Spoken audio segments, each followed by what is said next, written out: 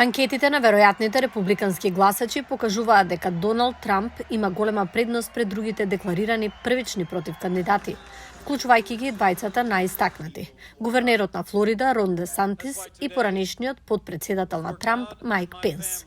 Трамп останува силен и покрај тоа што стана првиот председател или поранешен председател на САД кој се соочил со федерални кривични пријави.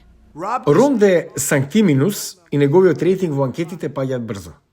Политичкиот стратег и ветеран со 5 републикански председателски кампањи Стюарт Стивенс не е изненаден од силното водство на Трамп.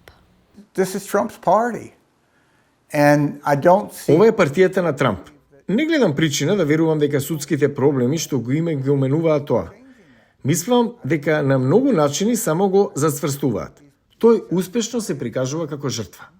Најновиот републикански кандидат е поранешниот конгресмен Вил Херт од Тексас. И ако номинираме беззаконски, себичен, неуспешен политичар како Доналд Трамп, кој ги загуби представничкиот дом, Сенатот, Белата куќа, сите знаеме дека Џо Бајден повторно ќе победи. Малкумина од другите републикански кандидати отворено го критикуваат Трамп. Исклучок е поранешниот гувернер на Њу Џерси Крис Кристи.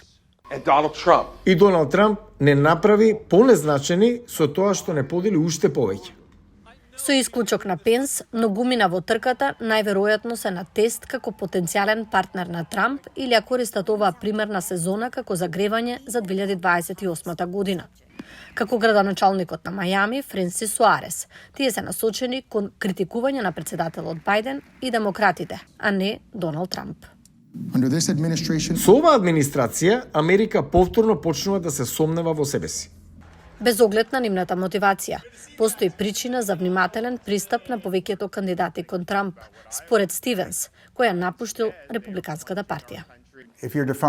Ако ве дефинираат како против Џо Бајден, тоа е добра работа на републиканските прелиминарни избори.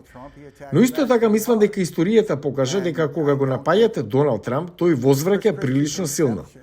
Можеби Крис Кристи е исклучок, но мислам дека останатите не сакаат да влезат во војна со Доналд Трамп.